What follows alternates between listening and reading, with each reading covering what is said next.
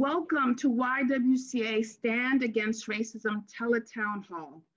We envision 2020 as an incredible year for civic engagement, with the national election, the decennial census, the 100th anniversary of the 19th Amendment, and so much more on tap. We all just knew this would be a monumentous year for civic engagement and action. Recognizing that COVID-19 has changed a lot in our lives, we remain committed towards making this an incredible year for civic engagement, because we know that the stakes are high. For YWCAs across the country, our annual Stand Against Racism campaign provides the opportunity to unite our voices, to educate, to advocate, and to promote racial justice. And this year, as we focus in voting rights and the census, we are thrilled to be joined by an incredible lineup of partners, such as Supermajority, When We All Vote, the United States of Women, the National Domestic Workers Alliance, League of Women Voters, the National Education Association, the Leadership Conference on Civil and Human Rights, the Black Women's Roundtable, and Voto Latino Foundation. Together, we've assembled an amazing group of women who are national leaders on racial justice and gender equity.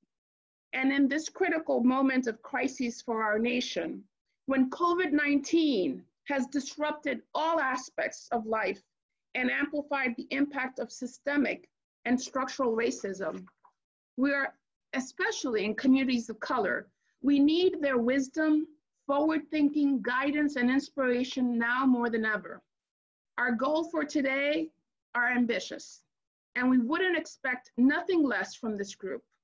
Today, we will explore the voting rights, census, and systemic racism issues with leaders in the movement for racial justice and gender equity.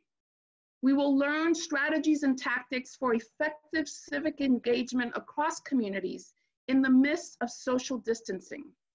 And we will also gain some motivation and inspiration from the work of racial justice in the midst of this crisis. I am so thrilled, just so ecstatic, to give a warm welcome, to launch and to get this Tele-Town Hall started. It is my honor and my privilege to introduce you to Janelle Monae, extraordinary singer, songwriter, actor, producer, record label CEO, activist, and co-chair of When We All Vote. Thank you so much for joining us, Janelle. Take it away.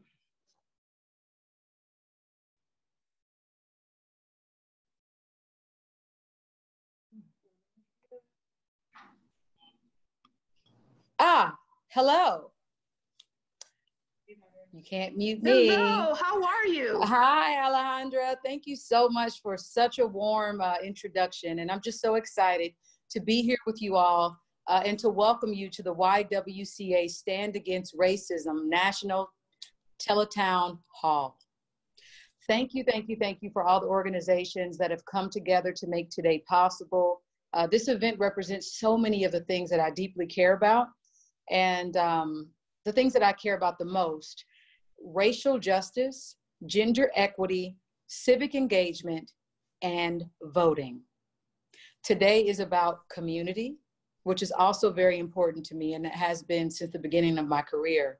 As a human being, I just feel like it's super important that we come together and we stand together to break the systems, break the barriers, so that everyone can fully participate in our democracy. We as a country are facing a public health crisis, and I just want to take time to say how deeply saddened I am by what's going on, and I want to send my love to all the families and friends who are directly affected, the small businesses, all of our doctors and our nurses who are on the front lines, all of our essential workers. I just want to show you some love and let you know that you are the true heroes in this national health crisis. And what we do know is that this health crisis will continue to disproportionately impact people in this country, specifically Black people. And this is why we need to show up and let our voices be heard. I'm a proud co-chair of When We All Vote, where community is paramount.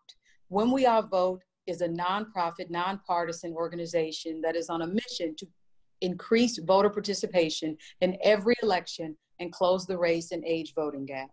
We're on a mission to change culture, quite frankly. And not because we want to, but because we all feel like we have to. We're on a mission to use the power of voting.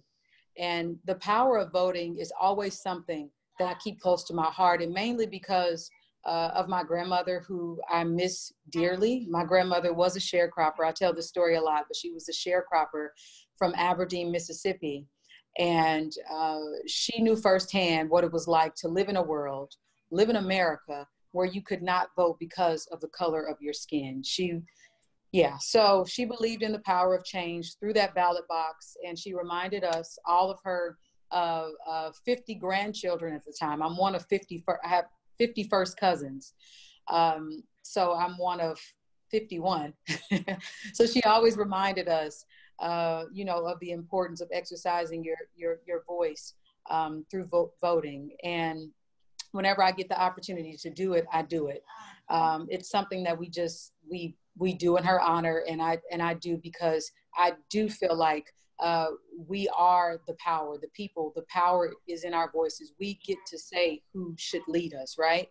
So it's something I do with my friends, with my family, with my community, and I try to take lead in it. And I guess what I'm asking today is that we all step up and we take lead. I know that we all are out there voting. We vote a lot, and if we can just encourage more people who may be undecided to step up and get involved, because we are a community and we literally depend on each other for survival.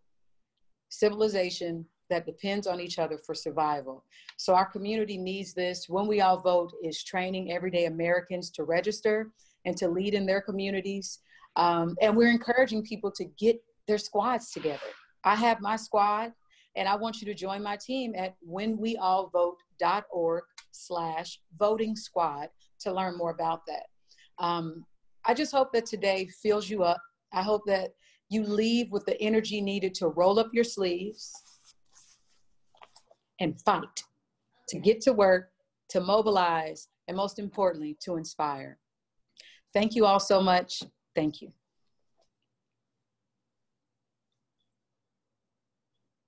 Janelle, thank you so much. And thank you for bringing your grandmother to this conversation. As I was sharing with the panelists before this, our foremothers will always inspire us. And that's part of this conversation today. How do we live up to that duty that we have towards them and to the future generations? So thank you. We are forever grateful. I'm a huge fan, so thank you for sending your love. Thank you for all you do.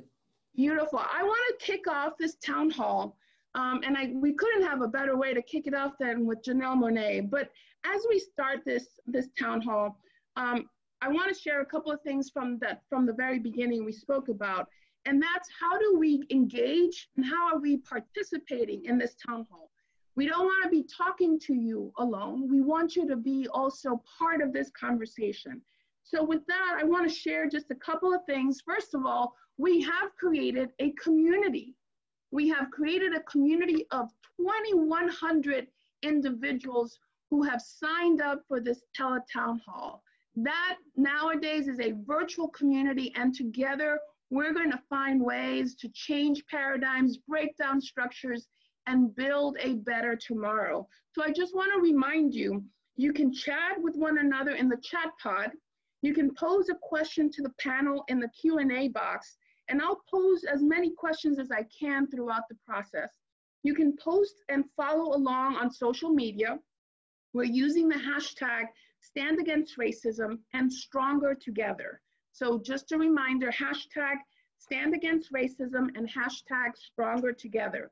And we'll have polling questions for you to answer along the Tele-Town hall. So pay attention and be engaged. As we start today's conversation, we will begin with our panel. And during the discussion, our team will get those polling questions started so that we can learn more about who's joining the Tele-Town Hall, what brought you in, and what are the issues that are concerning to you. So here's a practice poll. If you have a chance, please respond, and we will read out the results. So please select your answer and press submit, and we will have the results in just a minute. Remember, for each polling question, you'll have half a minute or so to respond, and we hope you will all respond. So with that, I'm going to take it right up. And now that we have that under our belt, very quickly, I want to start with our panel participants. And I am just so proud to introduce to you Valerie Jarrett. But before we do that, I want to set the stage, right? We're going to set the stage. This part of the Tele-Town Hall is to think big, to be able to give us the landscape. What are you seeing? What's going on? Based on your lived experience and the incredible experience that all of the panelists have, how are we taking the best guidance of what's happening right now? So I'm going to ask all the speakers to turn off their cameras, turn on their camera, and we will start having a gallery of our speakers. So with that, let me introduce you Valerie Jarrett, who is the board chair of When We All Vote, as well as the co-chair of United States of Women. And you know, I'm so excited to have Valerie. She has been so gracious with her time in many of the YWCA activities. And Valerie's resume is long, and her career is incredibly accomplished. And among her most recent personal accomplishments is becoming a newly minted grandmother. She joins us today in her capacity as co-chair of United States of Women and board chair of When We All Vote. Valerie, you've had your finger on the pulse of our nation for so many years, serving in the White House for 8 years. So I just want to know from you, you know firsthand the power of voting, and you know firsthand how critically important the census is and in the role that it plays in our government as well. What are you thinking at this moment that we're going through this crisis and our nation as a whole? And what are the implications for women and for communities of color in particular?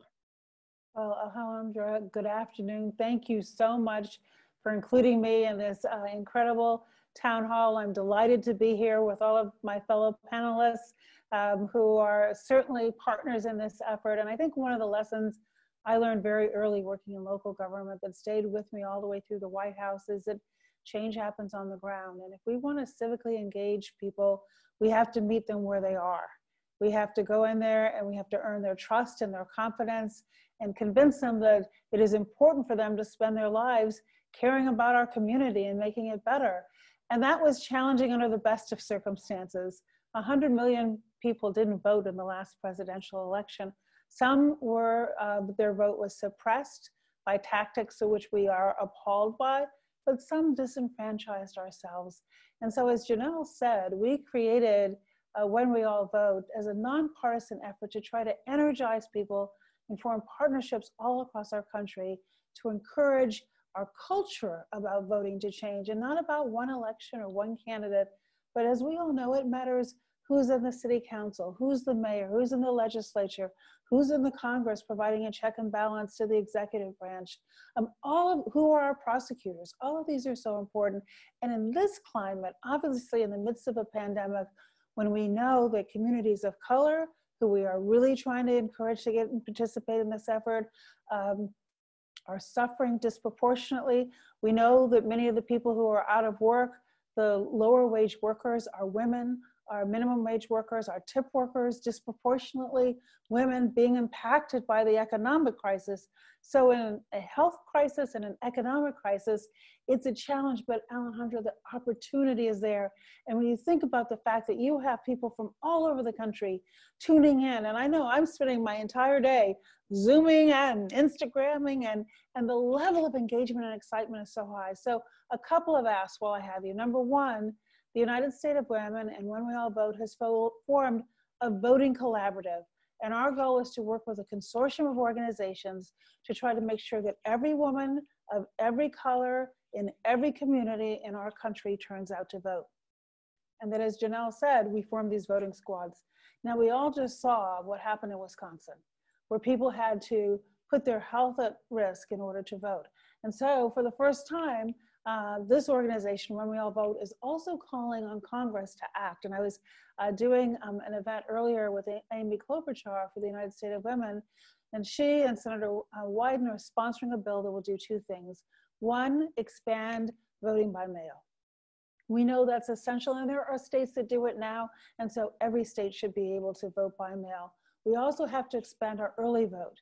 In too many places in our country, you don't have options, and that was a problem before. There are many workers who can't show up on one day and take off of work, and so early vote is an essential ingredient, but particularly now, because if we can get people to vote by mail and early vote, then we don't have to worry about so many people showing up on election day. And also we need to make sure that every single person can register online. And so we ask everybody here to join our collaborative. You can go on the unitedstatesofwomen.org/vote and get involved. And on the census, which is absolutely connected, and we heard earlier how the census affects everything from allocation of funding to representation in Congress to what you just named. It affects every part of our lives. But people are busy right now, and they're consumed with what's going on in their day-to-day life. And what we have to do, and we're doing this through When We All Vote, is we're asking our ambassadors to also deliver the message about the importance of the census so that everybody, and I just did mine a couple weeks ago, it just takes like 30 seconds. And so we're asking everybody to get the word out about that as well. So we have a lot on our plate, Alejandra, but with your leadership and those of my fellow panelists, I know that we can excite the grassroots effort that we need to bring about the change that we know our country deserves. Valerie, thank you so much. Here are a couple of takeaways from what you said. You said change happens on the ground. We have to meet people where they are. You mentioned that 100 million people did not vote. And then you also said that the secret sauce is in the partnership.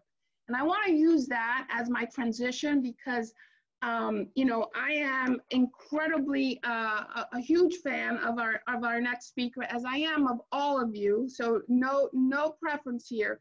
But Cecile Richards has been truly at the forefront of so many incredible activities and initiatives. Cecile, you've been in the public eye for some time now, and oftentimes right in the eye of the storm, but always improving the policy landscape for women to raise their voices. At Supermajority, you are training and mobilizing women across the country to make important inroads towards gender equity. From your vantage point, Cecile, I would love to know what do you see in this moment, and how has the current situation required you to change your strategy or your approach at Supermajority?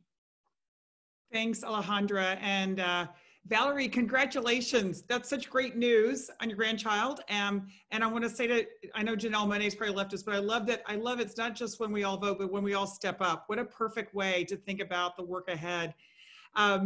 So thanks to all the Y folks all across the country on the front lines of what your communities need now, supporting women, supporting young people, supporting people of color. It's never been more important and will be as we get out of this. You're right, Alejandra, we started Supermajority actually a year ago next week, and my co-founder, Ai-jen Poo, is on this call and will be speaking later, but the whole idea was if we could bring women together across race and issue and background, we could actually build the kind of civic participation and force that we need in this country for gender equity. And so I guess to your question, like how have things changed? To me, all that's really changed is this pandemic has sort of put into sharp relief the inequities based on race and gender that people in this country face. And I think has just redoubled our efforts to make a difference and to ensure that people do participate civically. We know government makes all the decisions, so many decisions about our lives and about whether it's where our kids go to school or what we can do with our own bodies.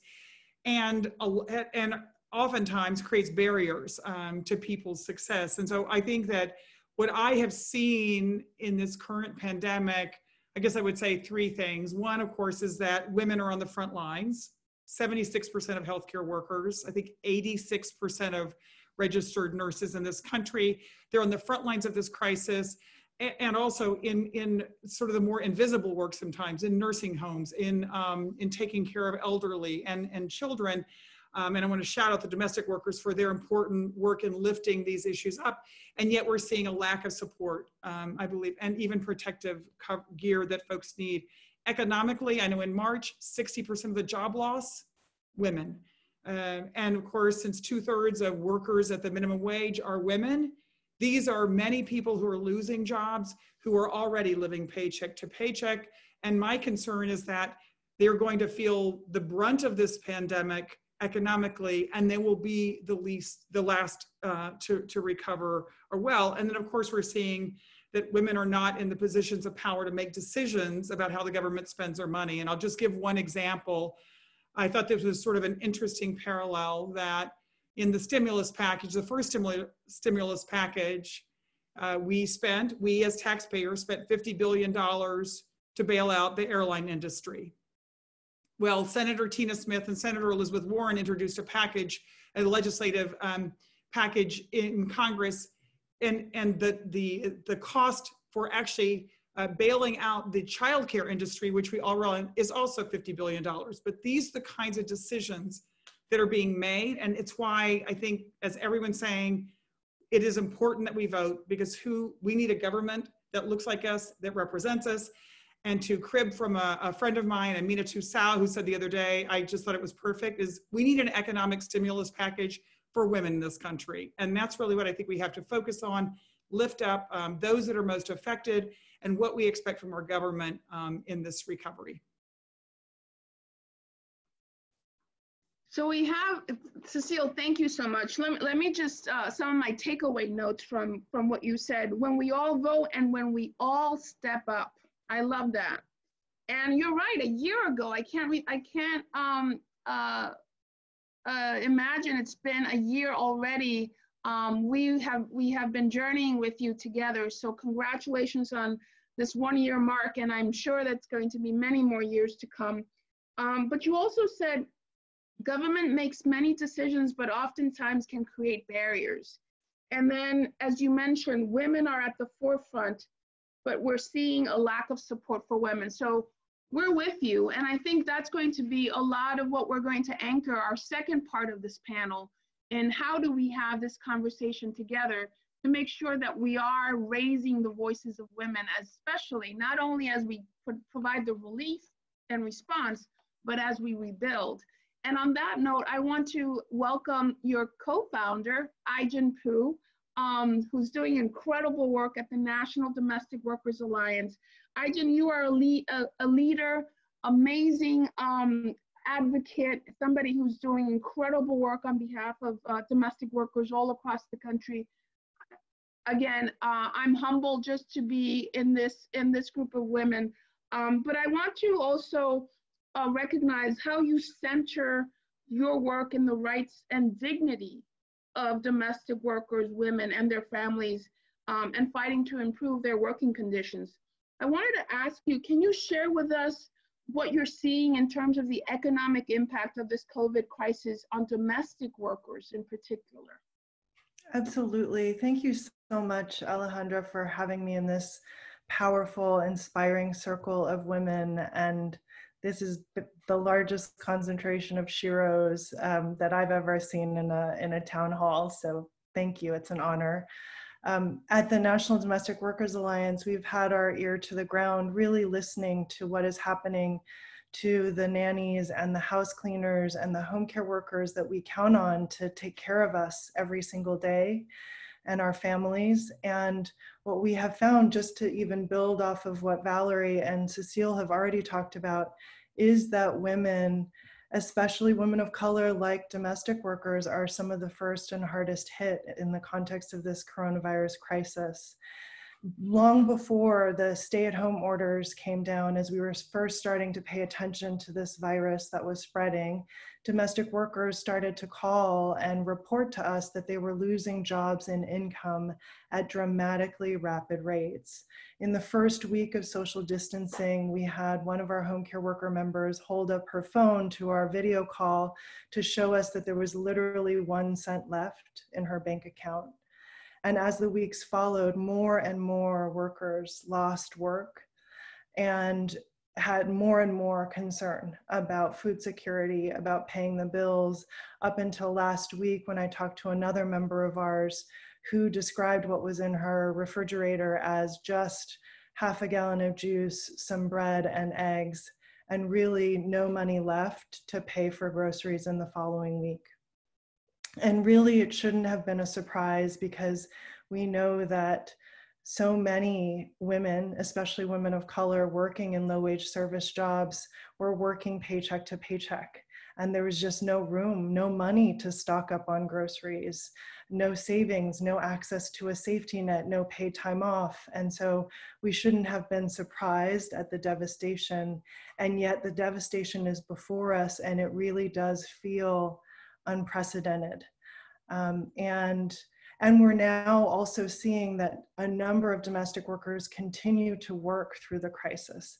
Home care workers who are getting on public transportation, risking their own health and safety for hours to get to their clients, because they know that they are the only lifeline that their clients have to getting food, getting their medications.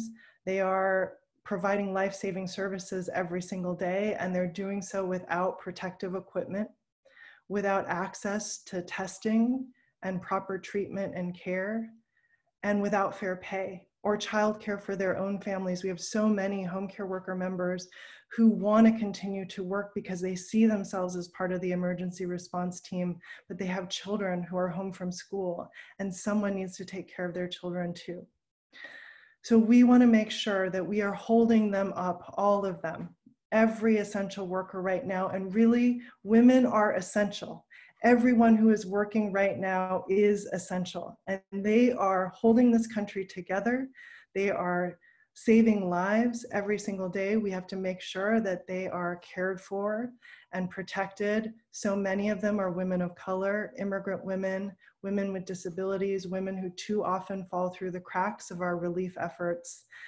And not only that, and we can change that through measures like the Essential Workers Bill of Rights that's being debated and discussed now. We can change that, we can protect them. And not only that, our recovery efforts, we can prioritize centering the needs and the priorities of women of color, vulnerable women, immigrant women, so that on the other side of this crisis, we actually have the safety net and the worker protections that we so deserve in this country. We have the power to do this. Let's do it. And Ijan, I want to take a question from our chat box. Somebody wants to know what defines someone as a domestic worker. The way we define domestic worker is anyone who works in our homes providing caregiving or cleaning services. So it's the nannies, it's the house cleaners, it's the home care workers, it's the home attendants. And to any domestic workers who are out there listening today, I just want to lift you up and send you love and know that you are seen and you are valued, and we believe in you, we support you, and your work is so important. And thank you for defining that. I also want to draw the attention that we have participants from all across the country and even internationally. We have 18% from the West Coast, 23% from the Midwest, 5% from the Southwest, 13% from the Southeast, 28% from the Northeast, and 12% from the Mid-Atlantic. And I just got a shout out from World YWCA and from YWCA Belarus. So just so that you know, League of Women Voters are also staying present through our chat box. And I'm very grateful for everyone who has been part of this. Ijin, I can't thank you enough because as you and I have talked in the past, my mother was a domestic worker, and I, as a child, knew exactly and saw everything that she was going through in terms of the working conditions. So I can't thank you enough for the tremendous work that you do day in and day out.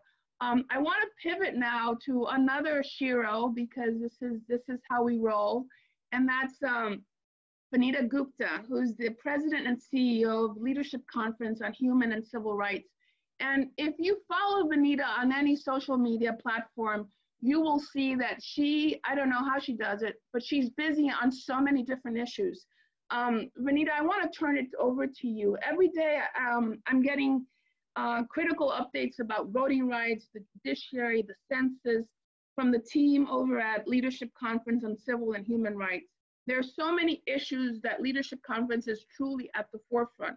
I'd love to hear from you and your team. How are you setting this moment in time, especially as we deal with COVID and the impact of the 2020 census? How are you centering these issues during this important election year? Well, first of all, Alejandra, thank you again for bringing so many incredible women together. These are my sisters in the fight, and I am daily inspired by everything they are doing to protect the most vulnerable among us. And of course, to everyone who's joined in the Y community and family, it's so great that you all are on, because even though we're all in this virtual reality right now, the work can't stop, the organizing can't stop. And 2020 is such a critical year, but we are also amidst a lot of pain and suffering, and are trying to do everything that we can to protect communities that long before COVID were rendered too invisible, and who need to have voice and power in ways that we have to uplift every day. So thank you.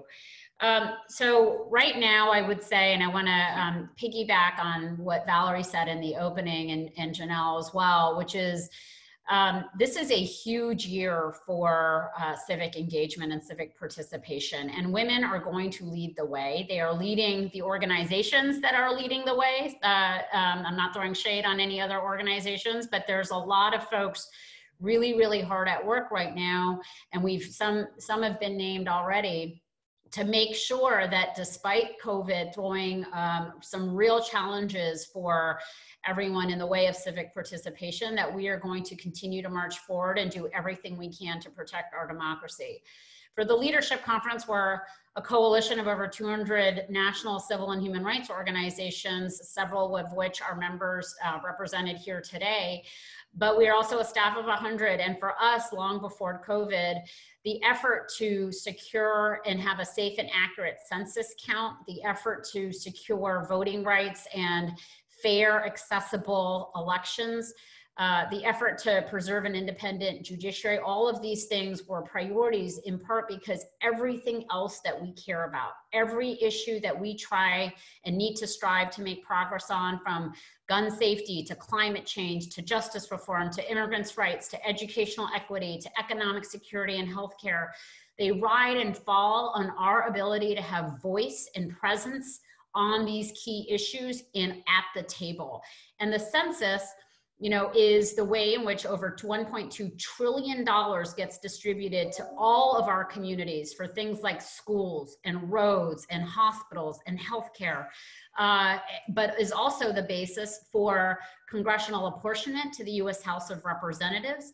And for the next 10 years, starting 2021, is going to be the basis for state redistricting, literally about the political power of our communities. At the state level and at the federal level. So there is a lot riding on our ability to have a fair and accurate count. And everyone has a role to play in this right now. The census is one area where you can actually fill it out. Valerie said it took her 30 seconds. It probably took me a minute because I have a few more people living in my house right now, but it is a quick thing, and you can fill it out, 2020census.gov, go fill it out online, but also get people in your environment, in your family, in your community, among your friends to fill it out. You can do it by phone, by mail, online. But the reality, and I just want to say this because it's real, we're running, the Leadership Conference is running a massive 50-state effort, a Census Counts campaign. Many of your organizations are plugged in, and we are so grateful because it is a massive organizing effort. But the ways in which we organize with the census typically are through gatherings at the libraries, community events, churches, faith groups, you know, that kind of thing. And that, we can't do that right now. And so our ability to reach the hardest to count communities, those are the communities that Jen's talking about. Those are the communities that we are concerned, immigrants, young children, voters of color, people of color, the homeless, people are unhoused. There's a lot of communities that don't have digital access. They don't have broadband access. And so we have to go the extra mile to figure out and be creative about how we're going to reach them as long as we're social distancing. But I ask that all of you fill it out because the Census Bureau every day is checking in real time how many households are filling this out. And there's no question that right now we're challenged to do that. I would say on the elections piece, I want to echo what Valerie said, which is COVID. Look, we come from a long history in this country. In fact, it was the founding of this country that voter suppression and racial exclusion from civic participation has been at the kind of the founding of our nation. There has been incredible sacrifices, and just 6 weeks ago, and it's hard to imagine, but 6 weeks ago, I and many others were marching across the Edmund Pettus Bridge to commemorate the 55th anniversary of Bloody Sunday. And as we were marching, and all of the presidential candidates were there then, there were many more, out of the blue, Congressman Lewis emerges. It was his first public appearance since he had been diagnosed with pancreatic cancer. No one had seen him publicly. And he made that trip. And he stood up on this little step stool in the middle of the bridge and said that none of us really were processing COVID at that moment and really understood what the consequences would be. But he said, my skull was cracked right here on this bridge 55 years ago. And I have spent every day of my life trying to do everything I can to protect the right to vote. And there are all forms of new forms of voter suppression that we're dealing with. But we have to fight for it every day, never take it for granted, and never stop being hopeful because the only thing that has ever made a difference in this country is people like you and me and all the hundreds of people that are on this call, basically standing up to fight for what's right in this moment and to protect the right to vote, because so much else flows from it.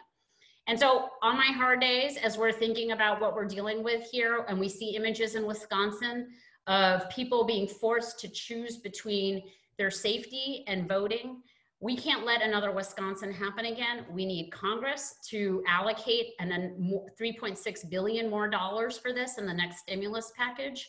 And we need states to start to do the rules changes that Valerie alluded to. We need vote by mail. We need expanded early voting. We need expanded online voter registration. And we need all of you in your states. League of Women Voters is doing amazing work.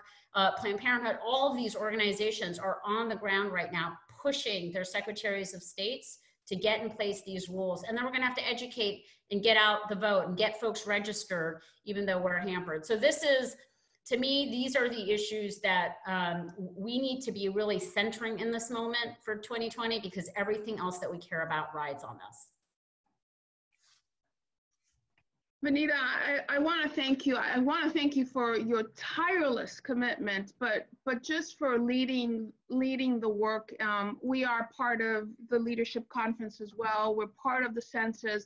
We're mobilizing our 204 YWCAs across the country, and we stand with you, because you're absolutely right. You said something very powerful. Issues rise and fall on our ability to give voice to our communities. So that is very true, and I want to thank you for that.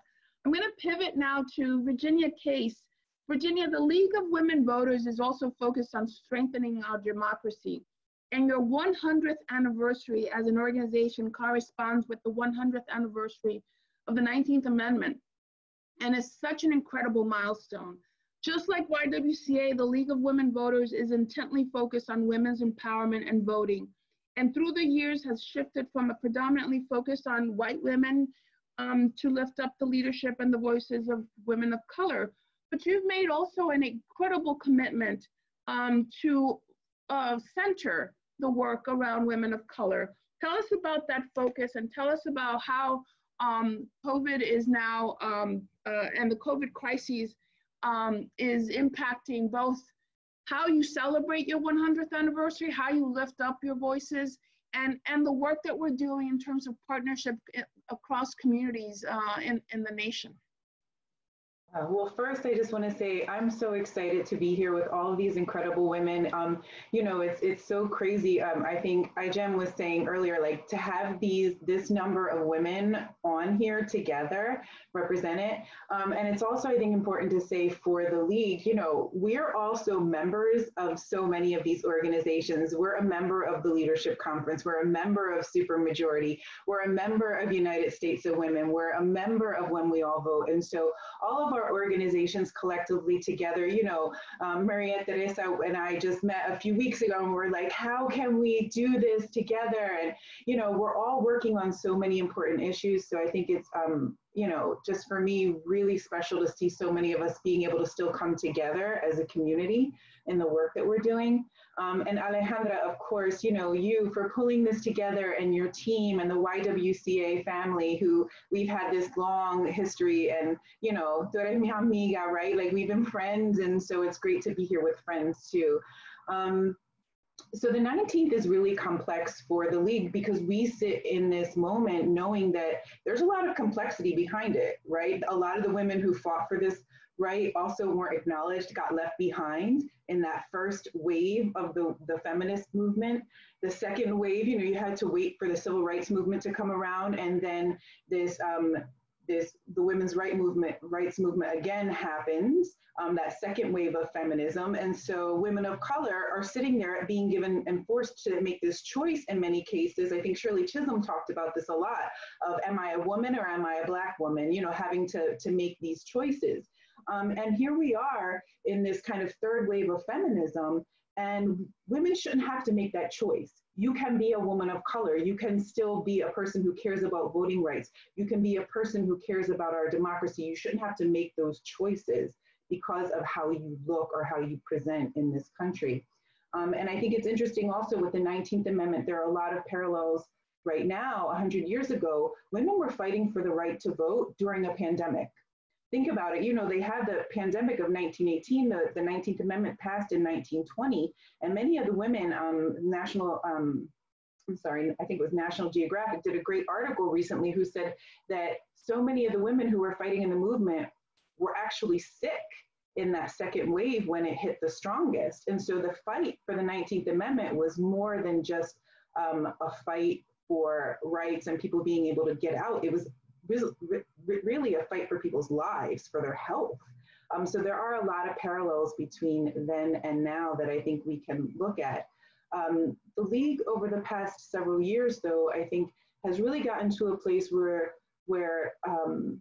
wanting to make sure that racial equity is at the center of the work. You can't have a democracy if it's not representative of everybody in the democracy. How can you say that you're a great organization? How can you say that you really care if you only care about one specific demographic? So it was a very intentional choice to make sure that racial equity was put front and center in the middle of the movement. And it meant not just having women of color's voices heard, it meant about having women of color in leadership within our organization, making sure that they had a leadership role and that they were being listened to, women of color being listened to.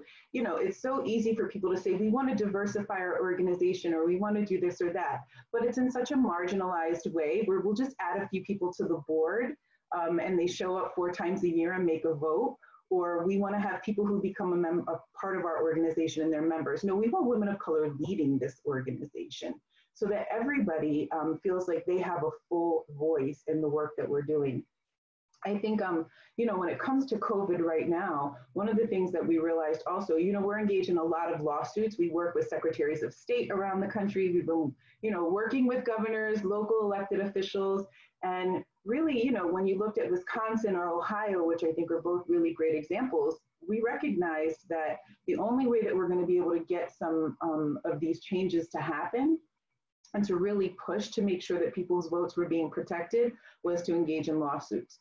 But it doesn't mean you go it alone. It's who are your partners in that space. So Voces de la Frontera was one of the organizations in Wisconsin that we partnered with, making sure that that NAACP and other folks, so that we're making sure that it's not a go it alone thing. This is not about people getting credit for winning a lawsuit right now. This is about making sure that communities are represented and that the people who are most impacted by what's happening, their voices are being heard. So for us, it's about making sure that we're being good allies in this space, making sure that everyone's voices are being represented. And when we talk about how people can actually get engaged, because at the end of the day, it's really about what people on this, who are here in this forum, right, who are here, like, what can I do? How can I get engaged?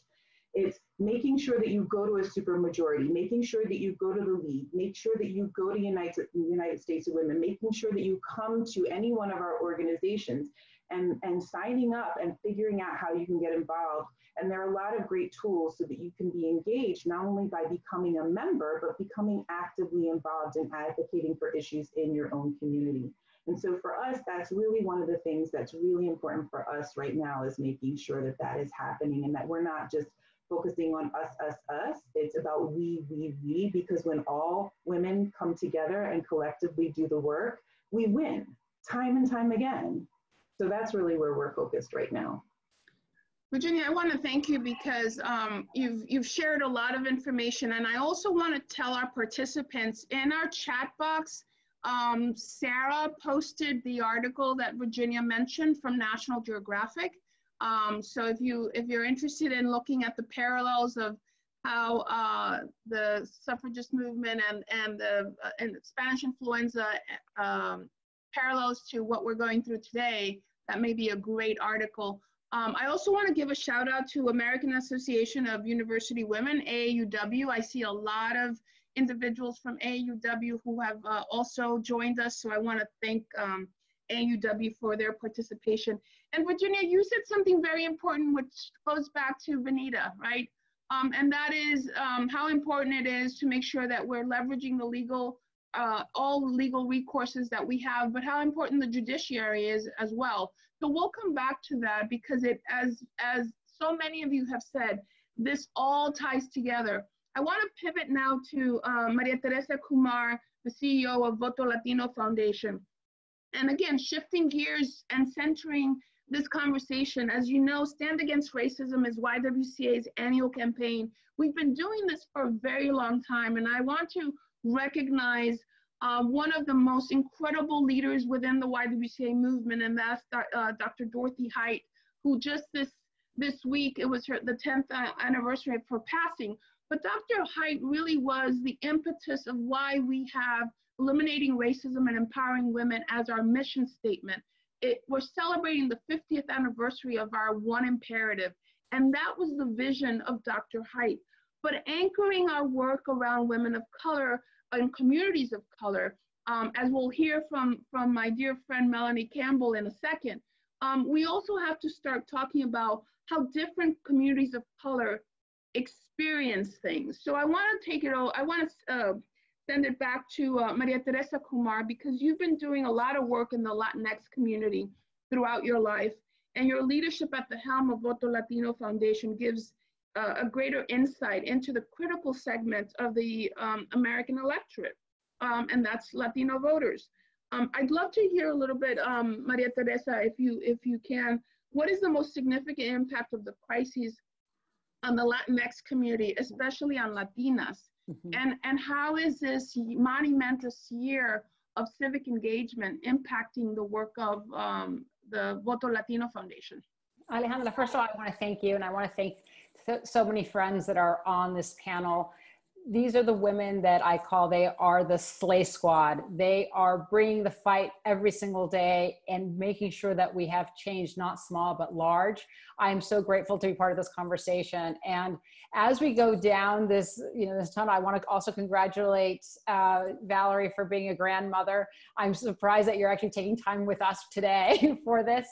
But as I speak a little bit about the Latino community, I want to, really highlight something that a good friend of mine and a good mentor of mine told me a long time ago when we were in the throes of trying to navigate the onslaught of anti-immigration in this country. And that was Cecile Richards when she said, Maria Teresa, you really have to beef up because in crisis there is opportunity. And we have to recognize that in this moment of crisis, what we've been able to accomplish under COVID in 40 days is what we've been beating our heads against the wall of trying to address the issues of inequities in our country for the last 100 years. In 40 days, we recognize that the women at the front lines, the essential workers, are not getting the needs that they have that need to be met. We have in the Latino community, 20% of the Latino workforce was not included in the CARES Act because they are either an undocumented worker or they are a US citizen living with an undocumented person. 20%. In San Francisco General Hospital right now, 80% of all COVID patients are Latinos. When we take a step back of what does COVID mean to the Latino community, we are talking about the health and the wealth of this community. The majority of whites in this country are 54 years old. The majority of Latinos are 19 years old.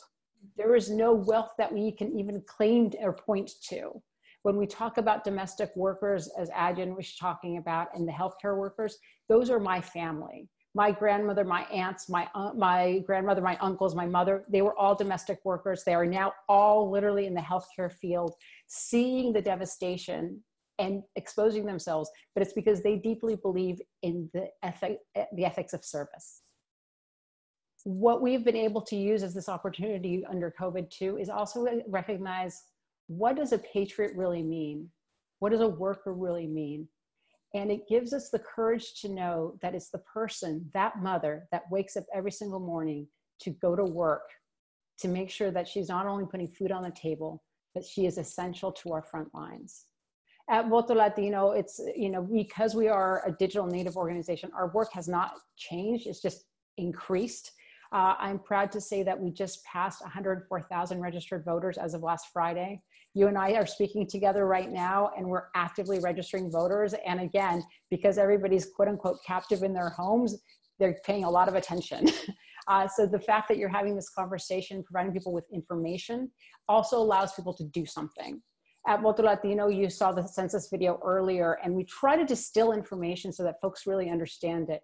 Yes, the census is all about political power, but if you're a mom and you have a child under 5 and you forget to count them right now in the census, when that child enters kindergarten, they're not going to have a desk. And they may not have a desk for the next 10 years until the next census is counted. This is very real because in our communities, we are sometimes so afraid because the government has been, we're at the crosshairs right now of the government, that we use that the government uses this fear for us not to find strength. But the more information and the more conversations, and we dispel the myths of our power, that is when we are on the front lines. The fact, Virginia, that you were talking about what can we learn from 100 years ago? It was in the middle of the Great Depression, in the middle of crisis, that we had FDR roll up his sleeves and say, we are going to double down and nation build in America. We need a modernization nation building in America right now, because there's not one American who has not experienced COVID and also been witnessed or bore witness or feeling what inequity and social injustice does. My children who've been popping in and out during this piece, they represent the first majority minority country in the generation. Baby boomers for the very first time are going to be a minority when it comes to the voting booth. We have 12 million young voters eligible to vote for the very first time. We have to get them registered, because every single thing that we discuss, we do not have to change their minds about. Reproductive choice, young people are there. When we talk about whether or not climate change is real, we don't have to do a cultural shift. They get it. How do we close that gap? And it's important for us that we're working in coalition, because we need to make sure that people are informed, but also empowered. We mentioned some of the legislation that we're working on right now. We're working very closely with Amy Klobuchar's office to make sure that we are modernizing our election system, making sure that there's federal funding in the election system, because we have to make sure that we're working in coalition and it's a full court press. The stakes are high because it's our communities and it's the women in our communities that are literally the ones that have more to gain or more to lose. But the fact that women outvote their male counterparts demonstrates what happens when we coalesce together. The 2018 election, I finally have receipts to show what happens when the maximum Americans vote. In 2018, we had the largest participation in 100 years at the voting booth.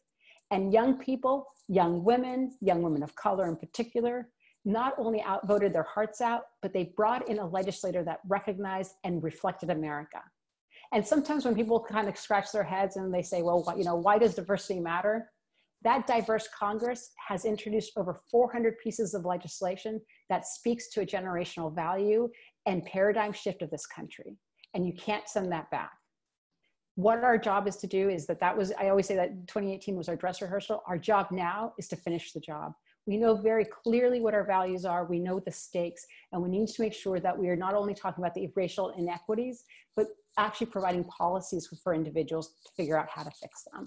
And so as we continue in this community, I think that a lot of us need it. We're working right now, I keep saying we're Zooms by 1,000 deaths. This actually gives me joy and it gives me revigoration. So thank you so much for including Voto Latino in the conversation. Please go to votolatino.org, either volunteer. We have trained over 300 volunteers on how to do engagement, peer-to-peer engagement, in just in the last 2.5 weeks.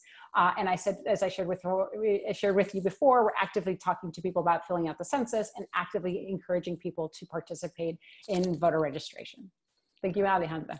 Maria Teresa, I want to thank you, and I want to lift up on a moment of personal privilege. The center of the epicenter in New York City is a hospital called Elmhurst Hospital. And that is the hospital that I was born, the hospital where my brothers were born. I know that community very well, and it pains me to see the deaths that are happening and how disenfranchised that community continues to be for a variety of reasons. So this pandemic has shown us a lot, and I want to transition a bit because my next speaker is a dear friend and someone I highly respect. And I'm going to open it up, Melanie, with you, but I want to make read a comment from our chat box. We have a comment from Denise Leslie, who says, in her scholarly work, Ain't I a Woman, Bell Hooks documented the shameful racism of white women suffragists. Not a good history to reference for today. White women did not want Black or of any gender to have the vote. They ended up getting their needs met and ignored the needs of Black women who worked outside of their homes for most of the existence in America. She says, understand your history. And that's exactly what we're trying to do. We're trying to understand our history so that we can build different paradigms so that we can all be included and engaged. But Melanie, you have been a source of great inspiration. And I just want to throw this one at you in terms of, why are we so surprised that this COVID situation has impacted the African American community, especially women, especially Black women? You have educated me in terms of how much we need to make sure that we speak specifically to Black women and what has been occurring. And you've been at the forefront really sounding the alarm of how Black women have been impacted by maternal and child mortality, how disproportionate our society has been towards women. So I want to send it to you and give us your perspective of what you're seeing, the work that you're doing.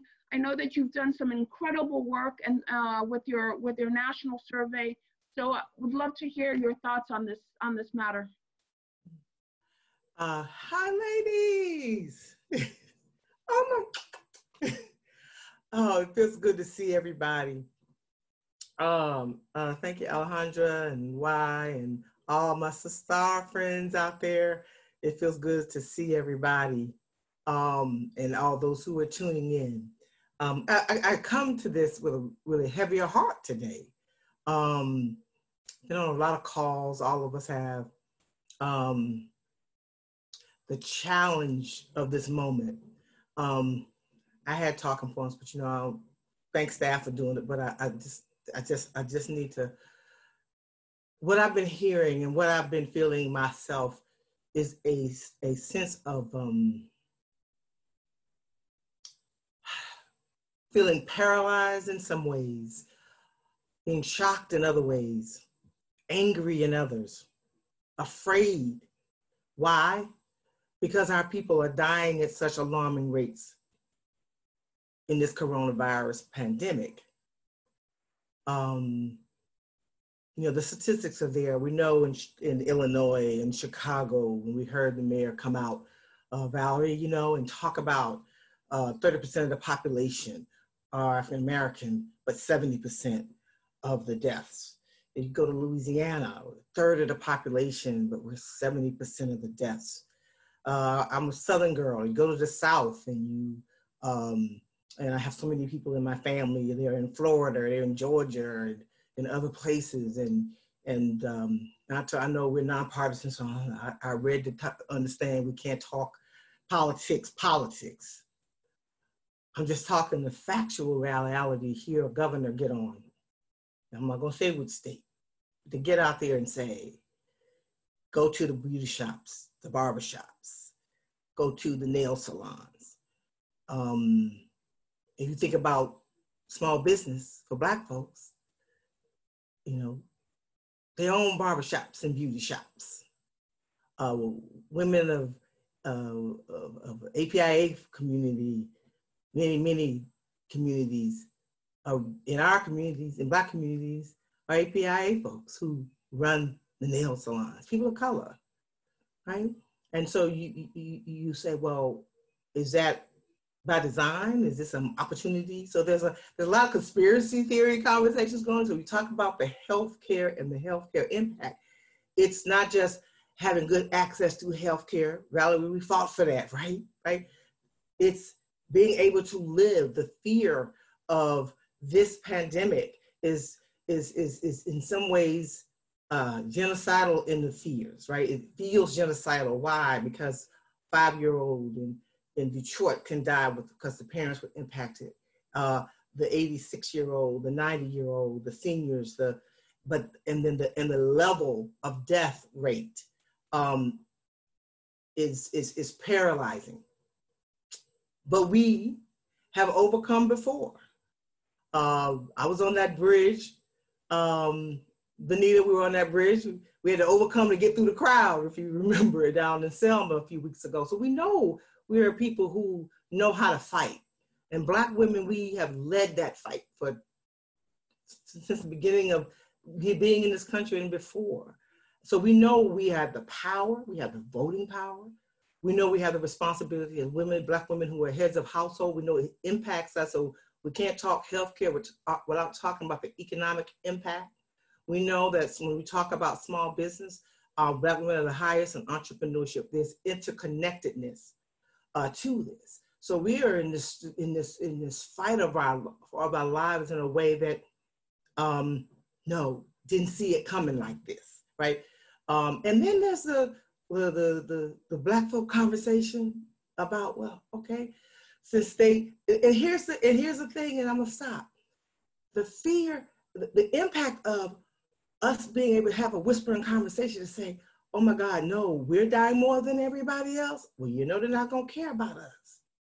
That's what I'm hearing and feeling. And when I go out of my house to a grocery store, like all of us do, the fear that I might get it, but I'm more likely to die from it. And when you walk down the street and you see so many people of other races who not wearing a mask, not wearing a glove, and I'm out there trying to get my power walk on, I'm crossing the street. If I see you coming with your baby or no baby, so there's a level of anxiety that we haven't begun to deal with the mental health impacts, but yet and still we know we will rise. Dr. Hike taught us that and a whole lot of other folks. We will fight, but we also are in this moment of all of those emotions that I mentioned, including for myself, if I can be this transparent before 1,000 people my work is fight every day, but it is hard right now. So thank you for the opportunity. And I did not mean to be so emotional, but that's what's happening. Melanie, we send you our love. As leaders of organizations, we know that we have this very special bond because we are, every single day, we're worrying about the people we serve. We're worried about what's in front of us, the many variables that we can't even see. And you mentioned something very powerful, the mental health component of this, the trauma. For YWCA, we take a trauma-informed lens to the services that we provide. And I think that there's a lot that we're going to have to contend with. And that's why joining forces throughout this conversation is so critical. So I send you a big virtual hug. Thank you, Melanie. I want to turn it over to Becky Pringle from the National Education Association. And Becky, as the largest union of educators in the US, NEA has its finger on the pulse on public education. And one of the things that I know is I'm feeling literally distressed is how many children are going to be out of school for almost half a year. And when we look at children of color and in communities of color, there was no dress rehearsal for this. They did not have the lessons planned. They may not have a computer at home. And if they do, it's probably old or may not have any broadband. You know, there's a lot to contend with. Teachers who don't have the resources or have not been supported in the way that they should are also struggling. They're caring for their students. They're worried about them. What are you seeing at this moment of crisis as it relates to educational inequity, especially for children of color?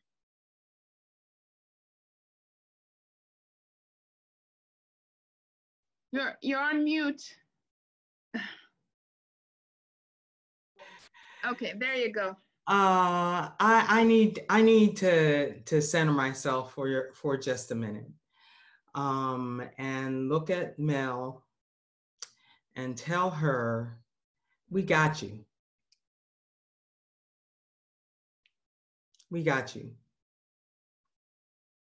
Don't ever apologize for sharing your emotion.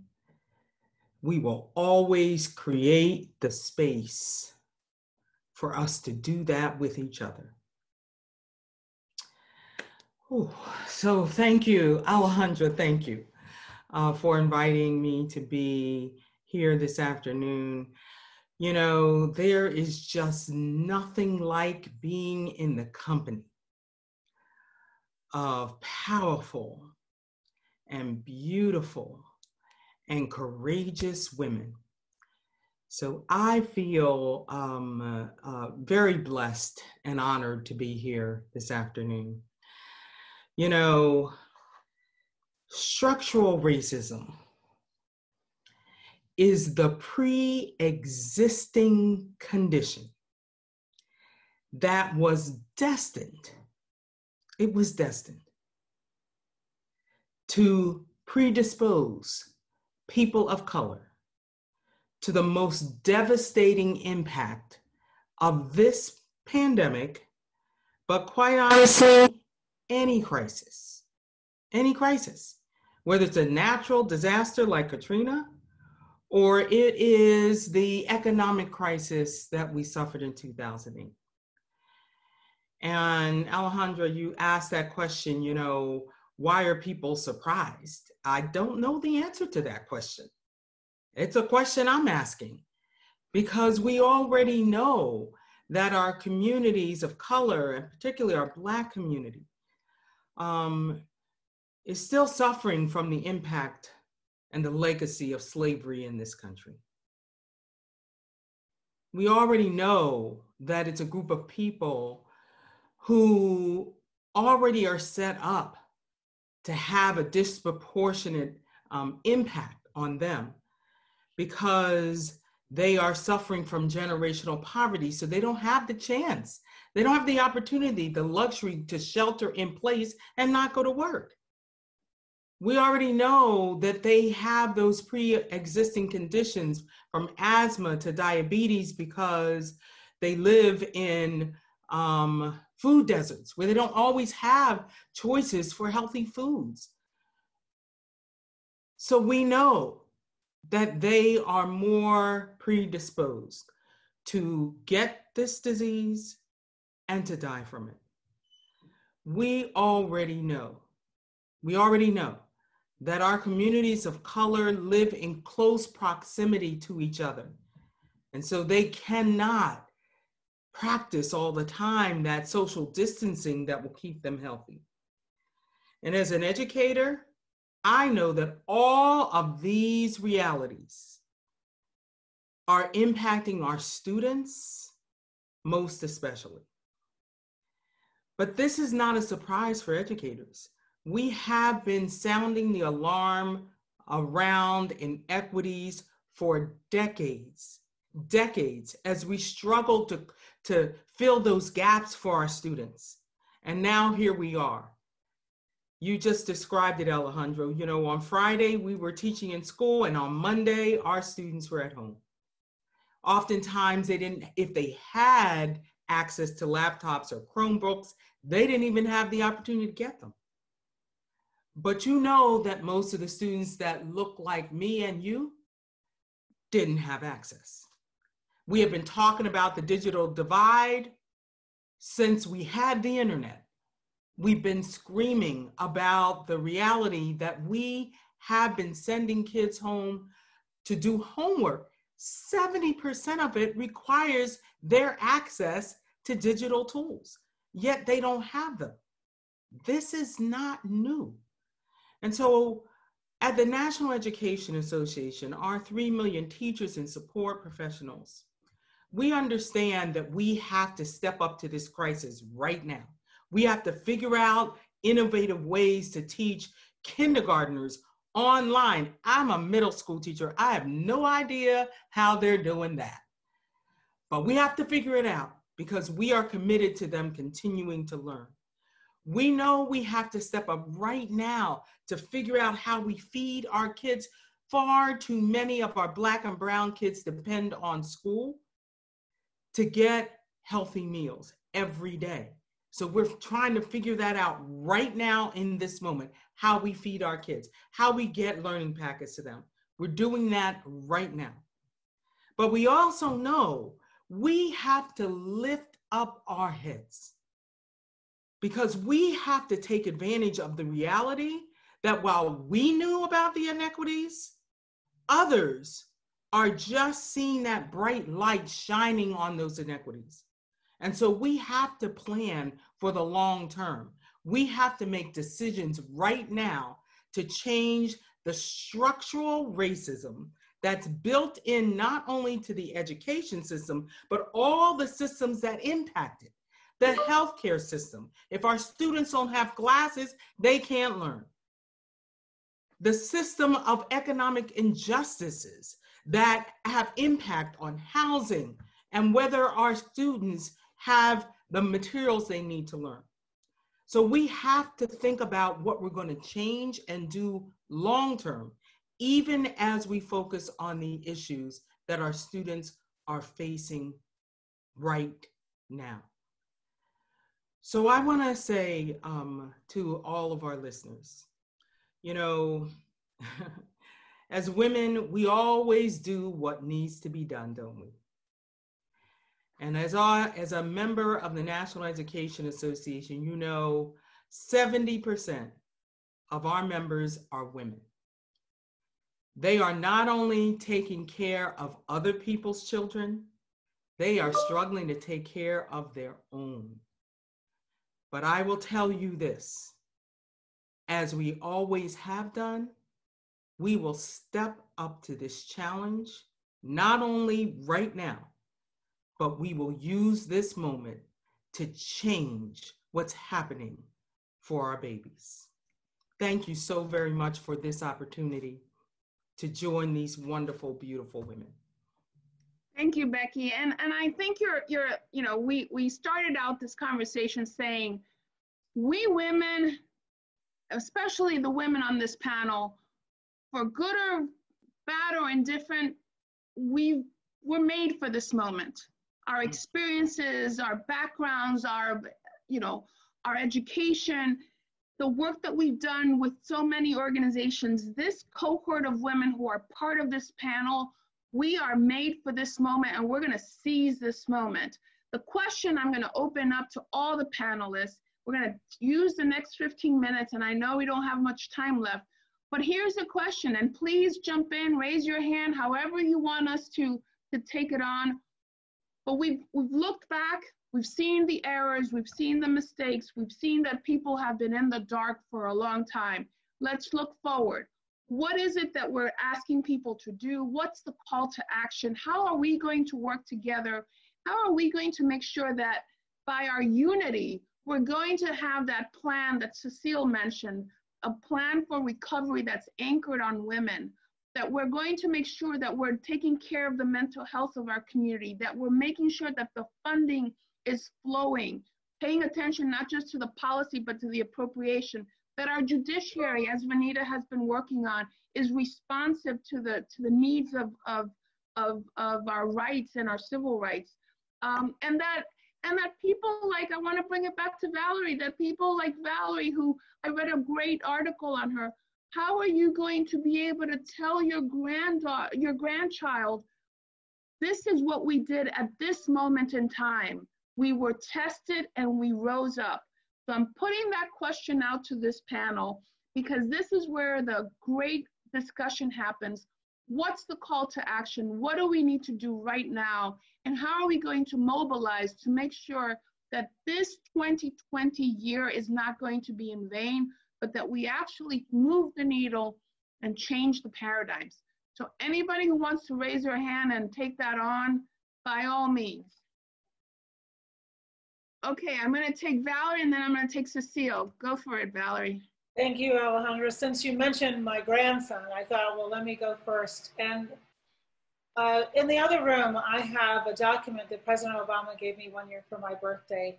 It's a copy of the original petition for universal suffrage, which was signed in 1866. And framed alongside of it is the resolution entered into Congress in 1919, giving the women the right to vote, 53 years between the two. A lot of the women who engaged in hunger strikes and demonstrations and were imprisoned and beaten and disregarded by their husbands and their families, who sacrificed in those early days, they didn't live to see the ultimate granting of our right to vote 100 years ago today. But the work that they did was very important to lay the foundation for it. And I'm sure in 1920, it felt like a thunderbolt, right? But those thunderbolts don't happen without the groundwork, without every single day us getting in there and doing our part. When we have the baton, our job is to run with it. And our job is to support one another. And I think part of why this call was so important to me is that I think we all sometimes are feeling like we're out there by ourselves working, and the sisterhood and the collaboration that I feel from all of you, and I know that the folks who are tuning in must feel the same thing too. This is hard work, but nobody said perfecting a union was easy, and nobody said it happens overnight. And so I just encourage us to think about those ordinary women who did extraordinary things well over 100 years ago, 160 years ago, in order for us to have this right that we're now so determined to make sure everybody accesses. So with that context, I just ask everybody to join the United States of Women Voting Equity Collaborative. There is safety in numbers. We will make a bigger impact if we're sharing best practices, if we're doing this together, if we're supporting one another both emotionally and intellectually. And so I can't tell you how much it meant to me. I feel like this has given me, Alejandra, a lift in my step. And so I think we have to consistently replenish ourselves and take care of ourselves, because this work is hard, but that we need the long-term strategy. In a sense, this virus has laid bare inequities that everyone on this call knew existed. It's a wake-up call, I hope. And shame on us if we do not make sure that moving forward, as we do recover, and I know our country will, because we have that resilient backbone, but as we recover, let's make sure we recover in a way that's fair for every American. and not just a few. Yeah, and I thank you, Valerie. I want to turn it over to Cecile as well, but I want to also remind our participants that every organization, there will be a link to every organization that has participated on this panel, resources. There is no reason why anyone on this phone call, on this Tele-Town hall should be on the sidelines. So thank you, Valerie, for reminding us that extraordinary things happen at the ground level. So thank you for that. Cecile, you wanted to chime in. Yeah. Yeah, sorry, muting. And Valerie, that was so great. And it's so great it's energizing to be with everyone, because I feel like we miss each other. I had three quick thoughts. One is, I just want to really underscore what Maria Teresa and Melanie said, in that I feel like this has laid bare for a lot of folks the historic and ongoing inequities in our country. And we can't let people forget that. And I think, to Becky's point, I think it's also taught millions of people in this country why we have professional educators, because we can't do this on our own. The only 2 points I would make, and I think your point is really right, Alejandra, there's a place for everyone to do more work, right? So everyone can find their spot. Voter registration and voter turnout among women is critical. That's what we're focused on at Supermajority, and teaching women how to be virtual volunteers, how to text women in important battleground states about voting, about what the rules are. And that's going to be that's going to continue to be important. I always like to remember that in Michigan, the presidential election was decided by less than 20,000 votes, and there are more than 1 million unregistered women in the state of Michigan alone. So there is a possibility there. The only I guess thing I would add to that is, women are always the majority of voters. We're always the majority of volunteers. We always do the work, but it's time that we also demand something in return. And that is really, our bodies need to be safe, our work needs to be valued, our families need to be supported, and our government needs to look like us. And so I hope that, the positive spirit is all this is, of course, we're going to do the work. And it's important that we do that work, but it's important that we stand with each other and say how we need the world to change on behalf of everyone. And thank you for doing this, Alejandra. Oh, she's on her, and she doesn't know. You're muted, Alejandra. You're muted. Muted. You're muted. Alejandra, you're muted. Okay, can you hear me now? Yes. Cecile, I just wanted to give you a shout out, because you're absolutely right. We do the work and we don't demand enough. So that's the point, and we have to get together and figure out what is it that we're going to demand, because this recovery needs to be centered, as so many of you have said, on the lives of women. So Melanie, I see your hand up. Really quick, 2 things, and make a contingency plan. So first of all, these 1,000 folks that's been on this call, make sure that you know how you're going to vote, right? Find out how you're going to vote, whether it's going to the polling place or finding alternatives, especially in light of this uncertainty of coronavirus. So that's one. Number 2, get counted. Make sure the good side of being sheltered in place for those who have the privilege to be sheltered in place is we can get so many of not just ourselves, but so many of our family, our friends, to get counted in the census, because we can do what? Do it online. You could do it by phone, or you get it in the mail. So do 2. We got a Do 2 campaign going on called Do 2. Vote and be counted. And take care of yourself and take care of your family. Thank you, Melanie. I see Virginia had her hand up as well. Yes, thanks. I know Becky and Vanita also had their hands up, so I will go very quickly, but I know people are thinking about what are some things that they can do right now. With this vote by mail expansion, it's going to create a huge burden, because so many states are not prepared, and just local elections local boards of elections, they're not prepared for this right now. And so a lot of people who normally would go vote in person, now you're going to vote by mail. They are going to need volunteers, people who can do signature matching. And I just want to remind folks, the Voting Rights Act got dismantled back in 2013. It was gutted. And so there's already this higher risk of people being disenfranchised. But signature matching on ballots is one of the most critical pieces of making sure that people's ballots are counted. And Benita, I know, can talk about this at length because she's, got such a great voting rights legal background. But we need to make sure that people are volunteering for those opportunities at their local boards of elections to make sure that ballots are being counted. Everything is not going to be in person. And then the other thing is, if you hear that they're trying to limit the number of polling locations in your communities. What we saw in Milwaukee, for example, was, just a mess because they went from having, I think, over 180 polling locations down to 5. And so it created these horrible, horrible long lines because they tried to condense it. And that created the inability to have social distancing. And so we need more early voting, more polling locations, not less. And we need people who can volunteer to be able to show up to count ballots for those vote by mail ballots. And the other thing I would say, because I was looking at the statistics, it was great to see that there are 60% of the people on this call are also white women. And I think that I want to emphasize the fact that racism is not the problem and should not be the problem of people of color because they didn't create it themselves. People of color didn't create the problem. It was structurally created and people have lived within this for a long time. And it requires, white folks to stand up and be able to use their voices as well and say, this is not okay. We stand in solidarity with women of color. We stand in solidarity with Black women, with Latinas, with Asian women. We want to make sure that people are lifting up the voices and following women of color in this moment because they have the solutions, right? It's like, we all have a responsibility to make sure that it's not just about nodding our head and saying, what a shame. It's about actually being involved.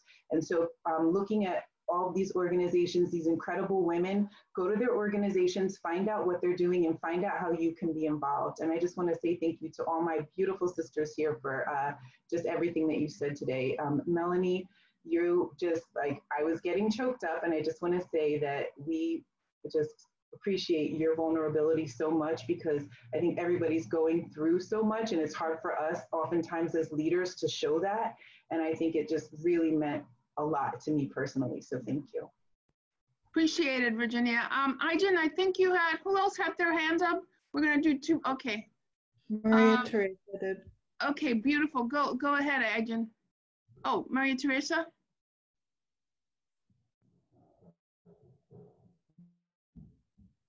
Great, thank you.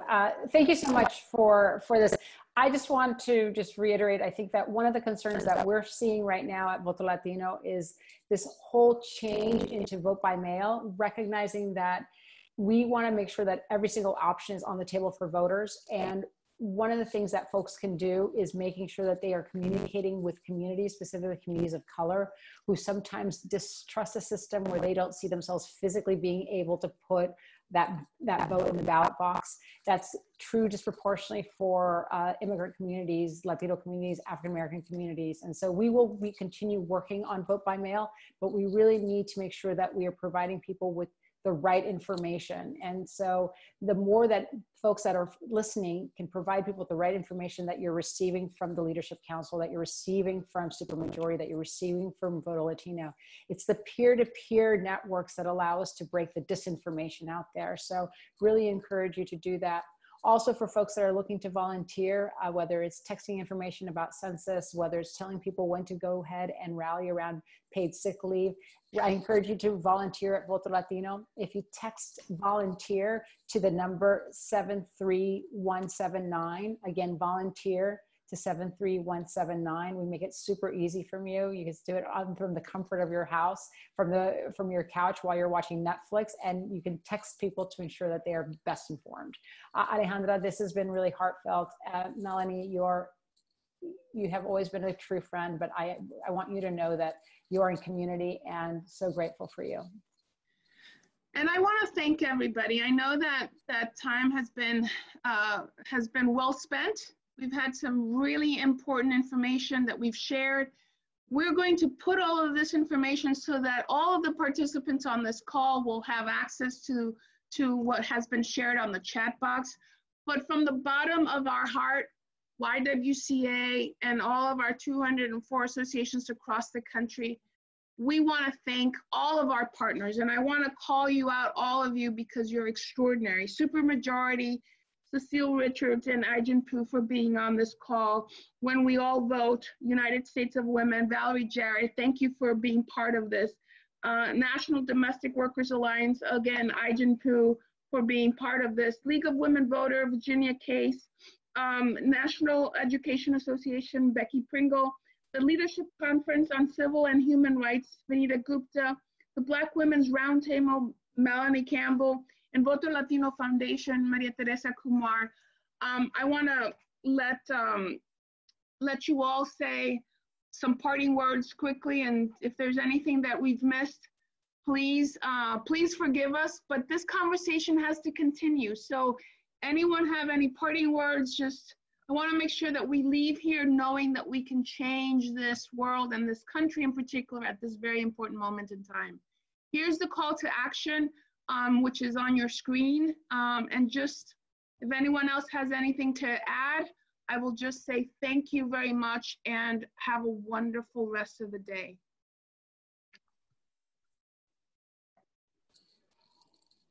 Good. Thank you. Wonderful. Thank you. To all. Thank you very much.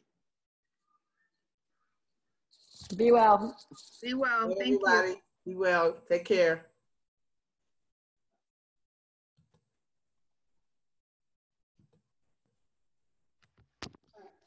Thanks everyone for joining. We're going to keep this slide up just for a minute in case anyone needs to mark down the information on there. Thank you for joining.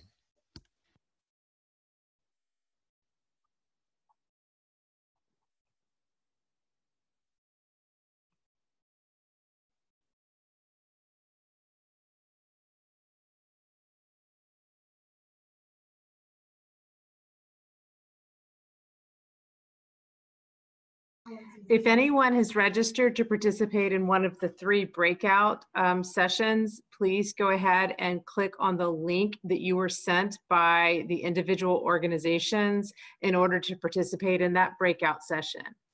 Thank you. If you've pre-registered to participate in one of the 3 breakout sessions, please proceed using the link that the host organization provided to you that should have been emailed to you so that you can join that now. Thank you.